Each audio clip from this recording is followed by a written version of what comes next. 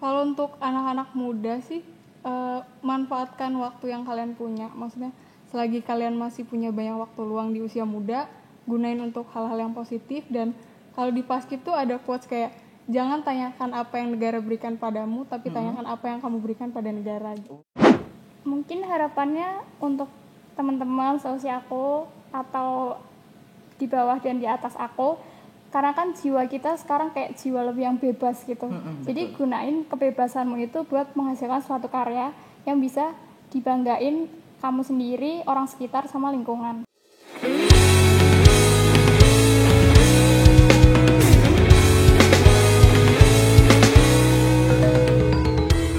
Halo insan seni dimanapun kalian berada, kembali lagi di sini dengan Rere di podcast Obsesi, obrolan seputar isi.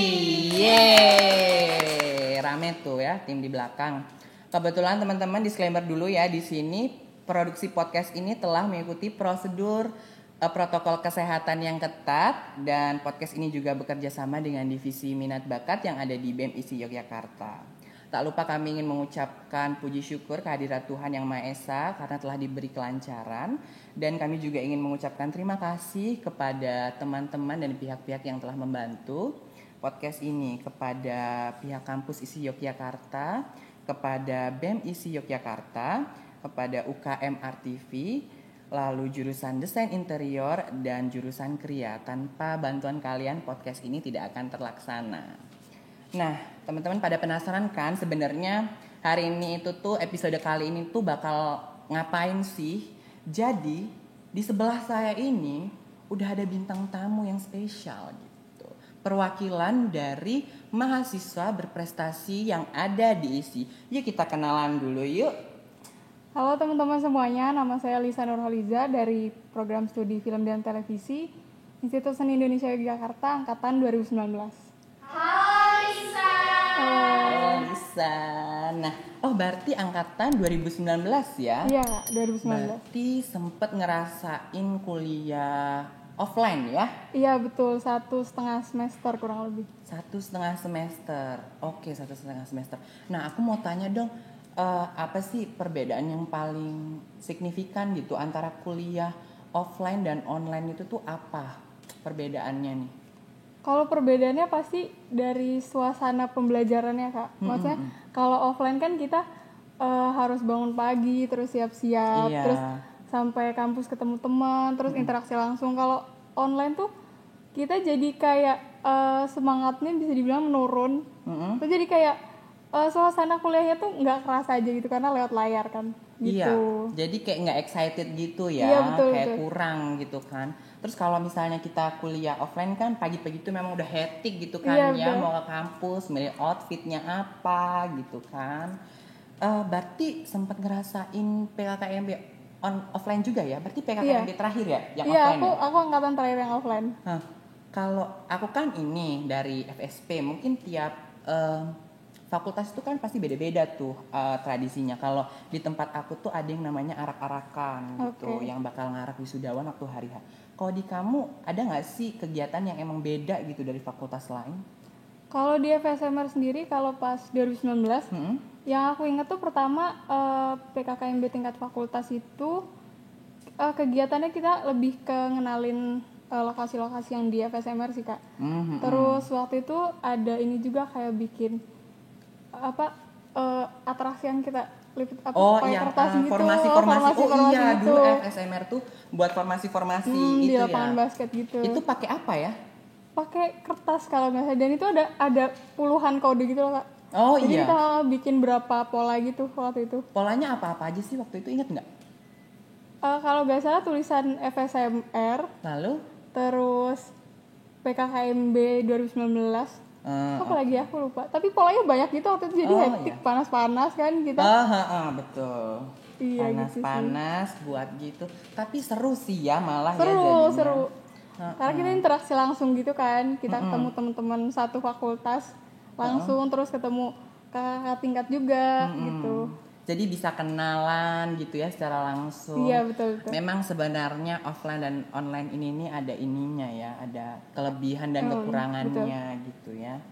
Tapi emang nggak bisa dipungkiri juga kalau offline itu bakal lebih seru, ya nggak sih? Iya, seru banget waktu offline. Makanya teman-teman yang ada di rumah semua itu tuh tetap patuhi protokol kesehatan gitu. Jangan lupa vaksinasi biar bisa cepet-cepet offline gitu Iya, kan betul. ya. Terus nah ngomong-ngomong ini kan mahasiswa berprestasi nih. Selama sudah berapa tahun? Kebetulan Lisa ini umurnya berapa? Aku 20 tahun, Kak. 20 tahun. Selama 20 tahun gitu ya hidup di muka bumi ini gitu ya. Telah menggapai prestasi apa aja sih kalau boleh tahu? Kalau dari ngelihat dari ikut-ikut lomba tuh dari SD sih udah sering ikut lomba gitu kan, Kak. Maksudnya ada program dokter kecil ikut. Oh ya. Terus waktu SMP juga sering ikut-ikut lomba sains gitu-gitu. Terus menurut aku pencapaian terbesar tuh pas SMA aku jadi paskibraka di kota Cilegon gitu. Oh, Salah satu oh ya paskibraka. sebelumnya Lisa ini asalnya dari Kota Cilegon, dari Banten. Cilegon, Banten. Berarti emang dari SMA udah aktif udah sering ikut lomba-lomba ya. Terus betul. kalau selama kuliah apa sih achievement yang udah didapat gitu sejauh ini lomba-lomba yang berkaitan dengan kuliah? Kalau pas kuliah tuh lebih banyak kegiatannya kayak pelatihan-pelatihan gitu, Kak. Ikut pelatihan gitu atau enggak aku ikut seleksi untuk ikut-ikut workshop yang pesertanya diseleksi. Terus waktu itu pas di rumah pas udah mulai corona, pas di semester 3 2020 itu di Banten itu sempat ada festival film gitu, tapi lokal gitu untuk seprovinsi aja. Oke. Itu aku sama teman-teman di rumah sempat bikin film pendek gitu, Oh, kayak ya? 4 menit gitu, dan itu dapat predikat cerita terbaik gitu sih. Wow, tepuk tangan dong. Ini tim huru hara. Tepuk tangan. Bentar ya, aku buka CV-nya dulu ya. Kemarin Lisanya sudah Oke. ngirim. Jadi nanti mungkin aku bisa tanyakan yang terkait ini gitu. Di sini tertulis Badan Eksekutif Mahasiswa Fakultas Seni Media Rekam. Berarti aktif organisasi juga ya. Iya, Kak, betul. Berarti ikut BMF di divisi? Aku tahun lalu itu jadi anggota divisi Humas, tahun ini jadi Chief Ide Kreatif dan SDM. Oh, nah kan kamu ini banyak banget ya kegiatannya ya. Ikut organisasi iya, terus habis itu lomba-lomba juga, belum lagi kuliah. Nah, time manajemennya itu gimana sih? Kamu ngatur waktunya itu gimana? Kalau aku sih biasanya misalkan aku biasanya nyusun list prioritas kegiatan aku gitu loh, Kak. Misalnya dalam seminggu aku tuh ada kegiatan apa aja atau apa yang harus aku lakuin tuh biasanya aku list gitu. Terus aku rutin sesuai deadline terdekat sampai deadline terjauh.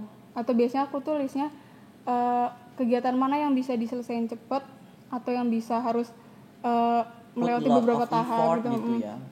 Jadi biasanya ngelihat dari list itu gitu. Jadi emang biasanya ngatur waktunya.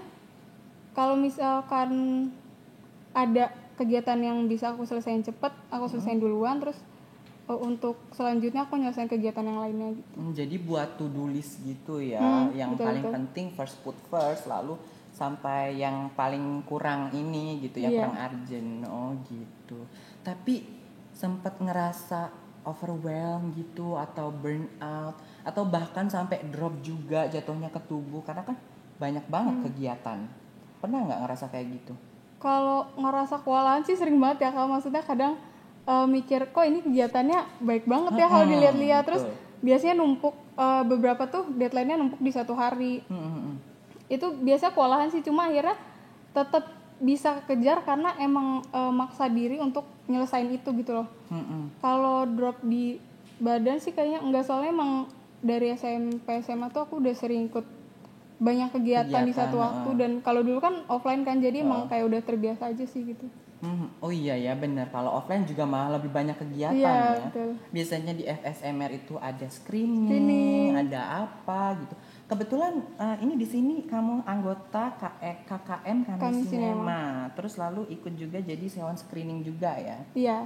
Coba ceritain dong di Kami Sinema atau di sewan screening itu jadi apa? Kalau di Kami Sinema itu awalnya kalau teman-temanku yang lain yang angkatan 19 tuh dia ikutnya pas dari maba. Tapi aku ikutnya baru tahun lalu untuk masuk ke divisi konten Kak namanya. Jadi divisi konten tuh biasanya bikin tulisan, bikin podcast juga tentang film gitu yang nanti diuploadnya tuh di Instagram Kami Sinema sama Spotify-nya Kami Sinema gitu. Oh, berarti buat podcast juga ya? Iya, betul. Oh, berarti ini kamu tuh host juga kah? Host podcast gitu? Iya, enggak sih, lebih ke kayak ikut ngisi bahasan soal filmnya gitu. Oh, berarti ikut produksinya, Iya, materinya ikut produksinya gitu. gitu. Oh, berarti ini juga tim podcast pemirsa. Terus di sini juga tertulis ikut banyak sekali perlombaan yang berkaitan dengan tulis menulis gitu Iya, ya. betul. Ada ini juara 2 lomba Supichi Kontetsuto Bunkasai, pidato bahasa Jepang. Maafkan pronunciation bahasa Jepang saya ya. Oke. Tolong. Itu berarti kamu dari dulu ini juga ada penyair terpilih untuk buku antologi puisi pulang dengan judul Puisi Menoreh. Kamu nih suka nulis juga kah? Iya Kak, karena dari SMP itu kebanyakan maksudnya kalau aku ikut lomba matematika atau biologi gitu, itu paling mentok-mentok jadi finalis gitu-gitu. Tapi pas aku ikut lomba yang terkait sama penulisan, kayak waktu itu aku ikut lomba nulis artikel itu menang. Terus kayak pas masuk SMA aku ngerasa kayaknya passionnya lebih ke nulis deh gitu. Aku ambil jurusan bahasa, jadi emang lebih concern ke sastra gitu. Oh, SMA-nya jurusan bahasa Iya, ternyata. betul. Terus kalau di kamu kan jurusan film dan televisi ya. Kalau di film televisi sendiri kamu lebih arahnya kemana? Atau mau jadi sutradara kah ke depannya? Mau jadi produser atau ke yang berkaitan dengan tulis menulis itu apa sih di ini? Script writer ya? Iya, penulis naskah. Berarti kamu arahnya lebih ke Penulisan naskah. gitu. Terus ini juga yang tadi udah kamu sebutin ya, kita kan udah ngomong di awal, pemenang ini sutradara film pendek fiksi yang tadi ya. Iya, yang cerita terbaik di FFB 2020. Di Banten ya. Banten. Dengan judul Janji Sahabat Tak Akan Terwujud Sempurna. Nah, Iya, betul. biasanya kalau kamu buat karya-karya kayak gini tuh inspirasinya dari mana sih? Kalau aku biasanya itu datangnya sih random ya, maksudnya kadang tiba-tiba kepikiran soal cerita ini atau kepikiran pengen ngangkat topik ini gitu, biasanya random aja gitu. Tapi untuk eksekusi penulisannya tuh biasanya aku kayak harus sendiri gitu loh, kayak harus sendiri terus sambil dengerin musik-musik klasik. Oh, jadi emang gitu. nggak boleh diganggu sama Iya, orang betul. gitu. Ini harus fokus ini gitu. Iya, karena kalau misalkan ada temen atau ada keluarga yang ngeliatin tuh jadi kayak malu terus ke distract gitu loh kalau mau nulis. Betul. Kalau diliatin sama kru-kru ini malu nggak? Malu sih Malu sebenarnya. sebenarnya ya. Oh, berarti agak ini ya, orangnya agak introvert ya kamu ya. Iya, sedikit lah. Gitu. Kalau aku sih orangnya ini ya, lebih ke malu-maluin. Ya kan tuh udah diteriakin sama krunya. Jahat memang krunya ini ya. Berarti kalau yang ini, kalau yang film Janji Sahabat Akan Terwujud Sempurna ini inspirasinya ngambil dari mana? Apakah berdasarkan kisah nyata atau apa gimana?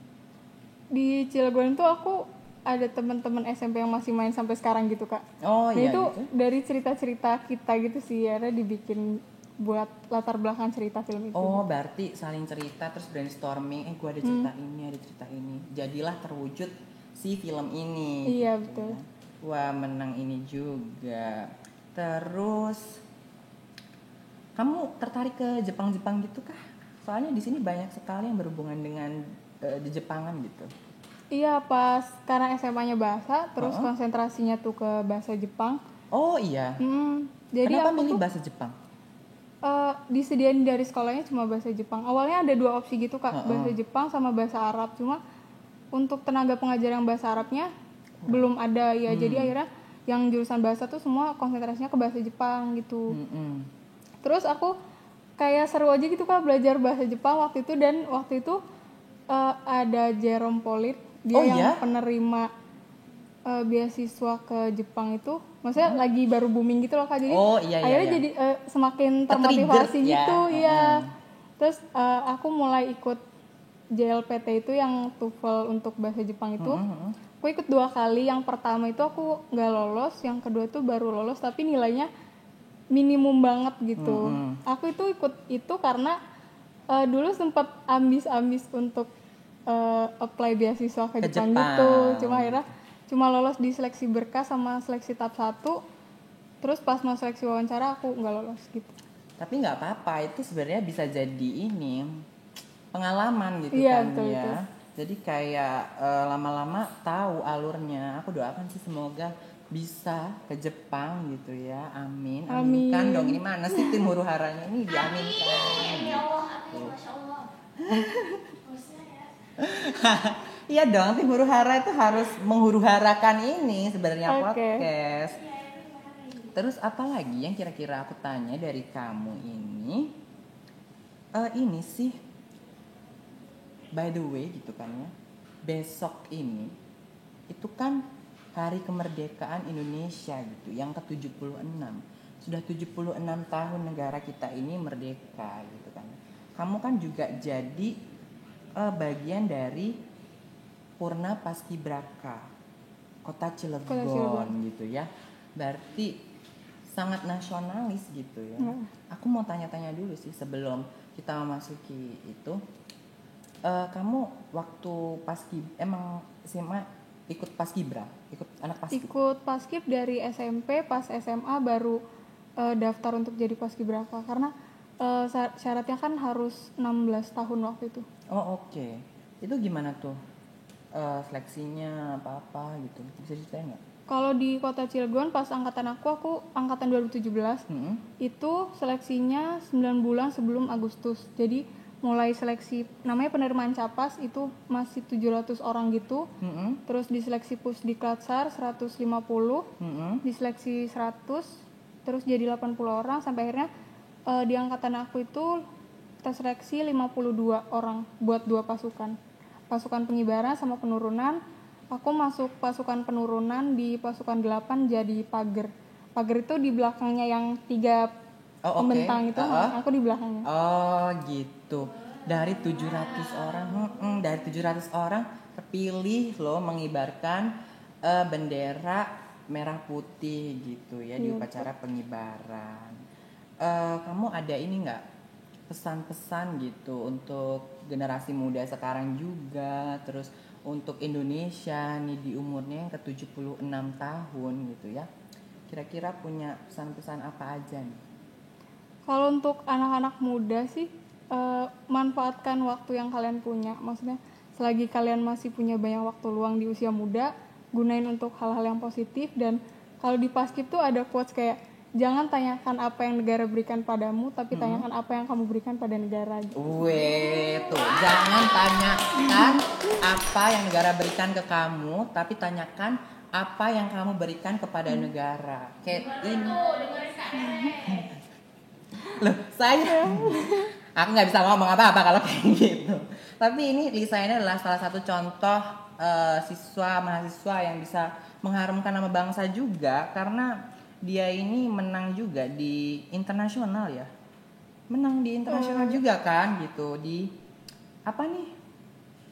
Youth Nationalism Award at Documentary Film Competition Space Up 3.0 se-ASEAN by Universitas Pertamina. Se-ASEAN, dan dia ini menang gitu. Coba ceritain yang itu dong sebelum. Oke. Kalau yang lomba itu penyelenggaranya dari Universitas Pertamina. Dia tiap tahun nyelenggarain dan tahun kemarin itu dia klaimnya se-ASEAN. Cuma aku nggak tahu pertama kali apply itu kan itu kategorinya film dokumenter. Terus mereka tuh ada tema soal pemuda-pemuda gitu dan aku waktu itu ngirim film dokumenter tentang Paskibraka. Oh, oke. Terus akhirnya aku nggak tahu berapa yang submit atau dari mana aja yang submit, soalnya langsung pengumuman finalis gitu. Ada 5 finalis waktu itu dan 5 finalis ini dari Indonesia semua gitu. Cuma acaranya diselenggarakannya mereka klaimnya ASEAN gitu. Mungkin memang ada sih yang dari ASEAN, cuman kan memang tidak dipublikasikan gitu. Ternyata yang 5 besar itu anak bangsa semua gitu, anak Indonesia semua gitu. Jadi jangan minder, jangan apa gitu loh sebagai anak bangsa untuk berkarya di kancah internasional gitu. Jadi Lisa ini adalah salah satu ini sebenarnya pemuda-pemudi gitu yang mengharumkan nama bangsa itu tadi gitu. Karele, Apa nih? mau tanya dong. Apa? Tanya apa? Ini nih, kan si Lisa nih kan termasuk mahasiswa berprestasi kan ya? Betul sekali. Jurusan Fakultas Seni Seni Media Rekam. Fakultas Seni Media Rekam, jurusan FTV, say. Gitu. Lisa nih itu ya berarti termasuk mahasiswa yang ikut kampus Merdeka itu nggak sih? Oh iya. Emang iya, boleh dong jelasin dikit-dikit itu. Oke. Uh-uh. Aku ikut juga Kak itu. Soalnya dari tahun 2020 aja pertama kali Kemdikbud launching Kampus Kampus Merdeka. Merdeka itu aku udah tahu infonya gitu kan dari website mereka. Terus akhirnya aku sempet tanyain ke jurusan, terus mereka bilang di tahun 2020 itu untuk isi waktu itu belum ada sosialisasinya. Tentang MBKM itu ya. Terus akhirnya pas tahun 2021 ini udah ada udah ikut dalam Kampus Merdeka itu. Aku langsung buat akunnya gitu di webnya Di web. Kampus Merdeka. Terus kemarin aku sempat apply ini pertukaran mahasiswa Merdeka Indonesia. Oh, udah pengumuman belum? Belum, kemarin baru tes kebinekaan gitu. Nanti pengumumannya di akhir bulan. Oh, akhir bulan ini. Kita doakan semoga ini ya lolos. Dan berarti itu pertukarannya domestik ya, nasional ya. Domestik. Tapi berhubung ini ada pandemi gini, jadi itu gimana tuh akhirnya pertukarannya itu nanti bagaimana? Waktu bulan April tuh sempat dikasih tahu kalau tetap move gitu. Tapi ketika kasus COVID-nya naik, itu ada kita sosialisasi ulang dan nanti jadi ada pilihan gitu Kak.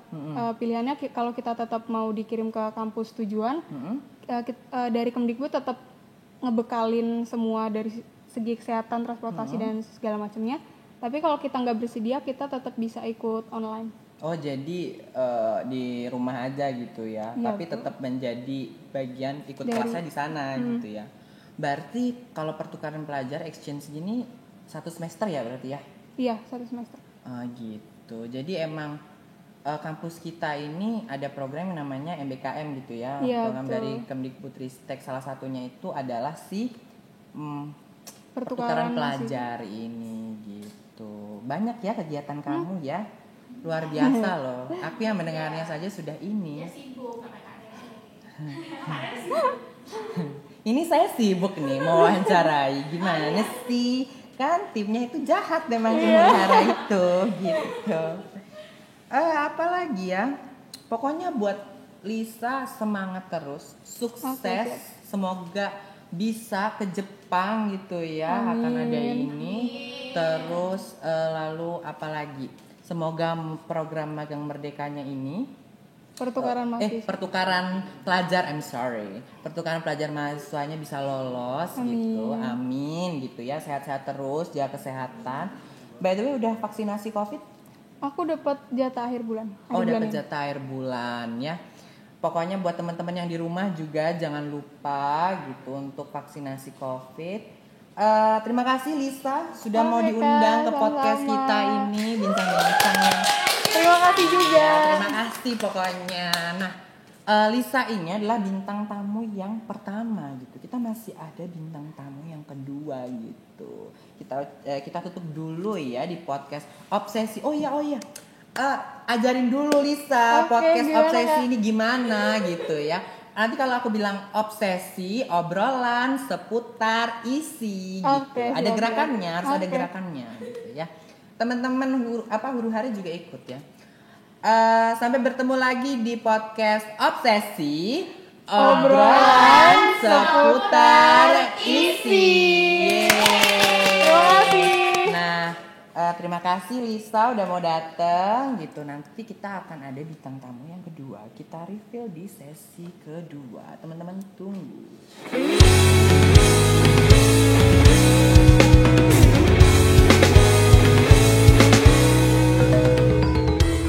Halo insan seni semuanya, balik lagi di podcast Obsesi, obrolan seputar isi. Yeay. Nah, kita udah kedatangan bintang tamu ya, narasumber yang kedua dari perwakilan mahasiswa berprestasi juga yang ada di kampus kita. Mari perkenalan dulu nih wanita cantik di sebelah saya. Siapa namanya? Perkenalkan, nama aku Mutiara Febrihaninda, biasa dipanggil Mutiara. Aku dari jurusan Desain Interior angkatan 2017. Angkatan 2017. Iya. Halo. Berarti aku panggilnya Kak Tiara atau Kak? Terserah, Mutiara? Tiara boleh, Mutiara Oke, boleh. aku panggil Kak Tiara Iya, aja boleh. ya, biar singkat, padat, dan jelas gitu. Angkatan 2017. Berarti dulu namanya kalau tahun ini kan PKKMB, tahunku PKKMB. Kalau tahunnya Kak Tiara kayaknya namanya bukan PKKMB ya, apa ya? Dulu namanya masih PPAK. PPAK tuh, belum PKKMB. PPAK tuh apa ya? Program pengenalan nggak tahu ya akannya. Kak Tiara juga Udah 4 tahun yang lalu. Udah lama soalnya. Udah 4 tahun yang lalu. Ada cerita seru nggak sih Kak yang berkesan gitu waktu zaman PPAK tuh gimana? Kalau dulu pas PPAK aku itu, jadi ada 3 hari. Satu institut, yang kedua fakultas, kemudian yang ketiga itu jurusan atau jurusan prodi gitu kan. Kalau yang pertama ya biasa, yang institut itu yang formal kayak biasalah pakai almet dan lain-lain. Sidang senat ya? Iya, senat. Yang kedua itu hari kedua udah mulai bajunya putih, ditulisin nomor HP, nama kayak gitu. Oh iya, nentek-nentek gitu iya, ya? Terus rambutnya kalau nggak salah dikepang sesuai tanggal lahir.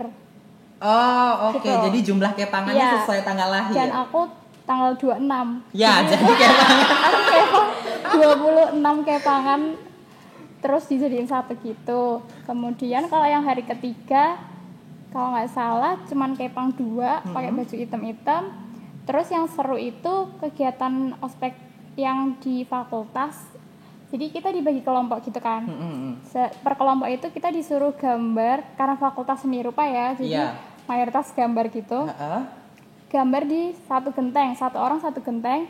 Terus nanti kalau waktunya udah habis, dari genteng-genteng itu disusun jadi apa dari kelompok itu. Jadi kayak kesatuan gambar dari per kelompok itu beda-beda. Terus nanti ada yang presentasi gitu sih, serunya di situ. Kayak nyatuin beberapa ide dari orang-orang dijadiin satu buat jadi apa nih kayak gitu yang menarik itu. Kayak gitu sih serunya. Masih belum online. Masih belum online. Aduh, yang tahun ini online apa offline ya? Penasaran ya aku. Tapi mengingat ini ya pandemi COVID yang tak kunjung sudah gitu ya, tak berkesudahan ini. Ya semoga saja teman-teman itu masih tetap bisa merasakan kuliah offline. Makanya teman-teman yang di rumah jangan lupa selalu patuhi protokol kesehatan gitu, jaga jarak 1 meter ya, jauhi kerumunan, jangan lupa vaksinasi ya. Semua orang berburu berbondong-bondong buat vaksin gitu ya, jangan lupa vaksin gitu. Lalu kan itu berarti sempat ngerasain offline gitu ya. Ada ini nggak sih? Ada perbedaan yang signifikan gitu. Apa yang kerasa banget bedanya kuliah offline sama online? Bedanya sebenarnya ada plus minusnya sendiri-sendiri sih ya. Kalau offline itu serunya kalau pas ngerjain tugas ada temennya. Jadi benar-benar ngerjain tugas tuh nggak bosenin gitu. Karena ada temennya dan lain-lain. Terus kalau mulai offline itu benar-benar di rumah ngerjain tugas sendiri. Nggak ada kayak mood boosternya gitu, iya, kayak ada yang, vibes-nya beda tiba-tiba. Apalagi aku mulai offline itu 5 semester kalau nggak salah, jadi sisanya baru online. Itu kerasa beda sih, seru kalau offline. Iya sih pasti ya, bagaimana memilih baju, lalu bagaimana tugasnya diselesaikan bersama-sama. Berarti Kak Tiara ini sudah lulus kah berarti atau bentar lagi gimana? Tinggal nunggu wisuda. Berarti sudah selesai tugas akhir. Udah, kemarin Mei baru sidang.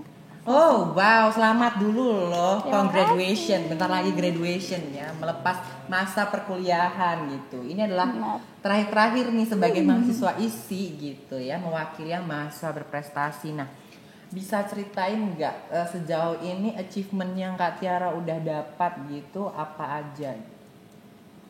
Untuk kompetisi ya, kayaknya aku ikut lomba udah dari SD, yang mulai dari TK malah yang kayak mewarnai, menggambar kayak gitu-gitu. Kemudian SMP itu aku pernah menang juara 1 lomba mading se-Jawa Tengah. Terus kaligrafi juga pernah. SMA itu dance juga pernah juara 1. iya. Kalau yang di kuliah ini sebenarnya lebih ke pengalaman sih, kayak aku lolos jadi semi-finalis di Kasa Design Award itu kategori furniture. Jadi kayak kursi-kursi yang kita pakai sekarang ini. Nah, itu aku ikut submit karya kursi di lomba itu. Oh iya, makanya tadi di depan kan aku sudah ini ya, terima kasih kepada ini jurusan desain interior gitu ya, telah memberikan kita kursi yang amat sangat luar biasa ini. Oh jadi ini ya karyanya yang disubmit adalah kursi-kursi ini ya? Iya, karena kan sebenarnya ini tugas dari mata kuliah. Jadi kayak aku mayoritas lomba yang aku ikutin tuh itu juga tugas aku di kuliah. Jadi kayak aku maksimalin tugas aku biar bisa ikut kompetisi di luar. Jadi hemat tenaga, hemat ide dan lain-lain. Jadi sambil gitu. menyelam minum Iya, air benar, gitu ya. sekalian. Jadi kayak tugasnya dimaksimalkan gitu. Jadi kalau ngerjain tugas itu jangan seadanya lalu dikumpul gitu ya. Kebanyakan online sekarang pasti kayak gitu deh. Yang penting saya tuh kan tim huru haranya ini rese memang ya, tolong ya jangan di reveal semuanya ya. Ya pokoknya kalau kalian ngerjain tugas itu kerjakanlah sepenuh hati Iya, gitu ya, benar. makanya biar bisa dikumpul. Kalau Kak Tiara dulu tugasnya yang buat kursi ini apa nih? Kan kalau yang aku duduki ini sekarang kalau nggak salah inspirasinya itu dari memeluk gitu, dari kalau ini tuh yang hijau ini dari aksara Jawa kalau tidak salah. Nah kalau Kak Tiara tuh apa waktu itu? Kalau aku itu ambil dari transformasi tarian tradisional tari tortor. Jadi gerakan tariannya itu aku transformasiin ke bentuk kaki kursi, sandaran kursi, dan color scheme-nya. Jadi kayak misal ada gerakan tangan yang kayak gini, itu tuh di kursi aku ditransformasiin jadi sandaran kursi yang dia nggak menyatu gitu. Jadi kayak ada ambangnya. Oh, jadi Terus gini. ada gerakan yang kayak gini kalau nggak salah. Oh, ya, nah itu gini. aku jadiin kaki kursi, jadi ada 5 besi gitu disatuin. Kayak gitu sih, lebih ke transformasi dari gerakan-gerakan tarian itu. Oh wow, keren ya, keren loh. Bisa ide-ide itu inspirasi dapat dari mana saja. Tapi itu emang ditentukan kah harus kayak tahun itu, yang angkatan tahun itu tuh desainnya tentang dari Indonesia semua apa gimana? Iya, jadi ada beberapa daerah yang harus kita pilih. Terus dari daerah itu nanti terserah kita mau ngambil dari misal dari makanan tradisional atau dari kebudayaan atau dari tempat wisata yang ada di daerah situ kayak gitu. Gitu. Terus selain itu, selain mendesain furniture berupa kursi lalu menjadi semifinalis, juga ini ya top 6 Asian Young Design Award 2020. Asian Young Design Awards gitu. Tepuk tangan dulu, berikan tepuk tangan yang gemuruh.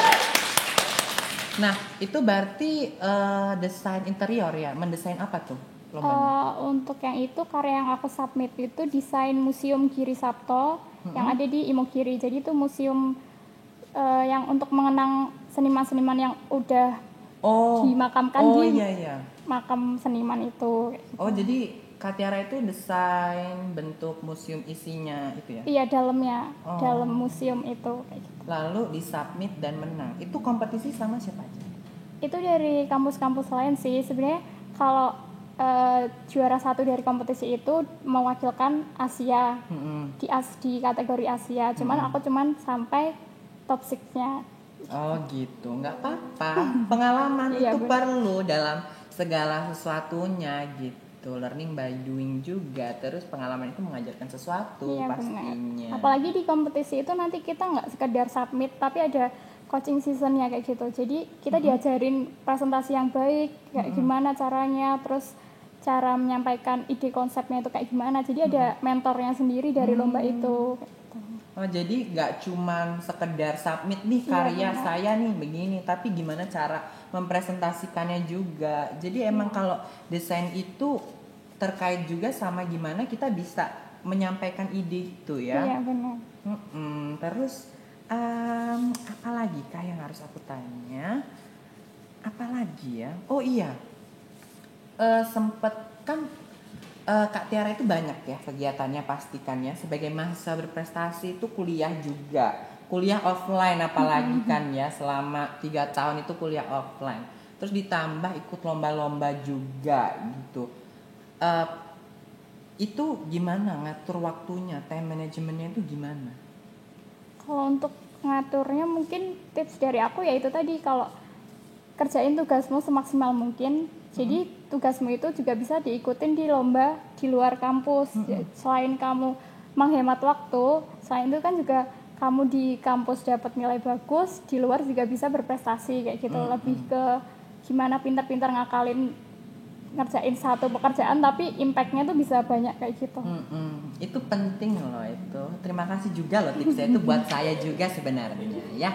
Karena saya sudah ini ya mendekati tugas akhir gitu ya.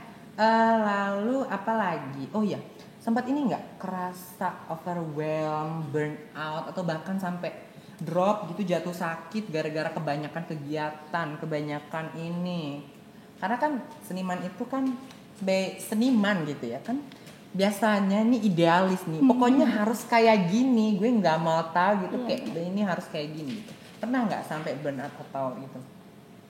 Paling ngerasa kayak bosen atau mau ngerjain tapi nggak tahu apa yang harus dikerjain gitu kan.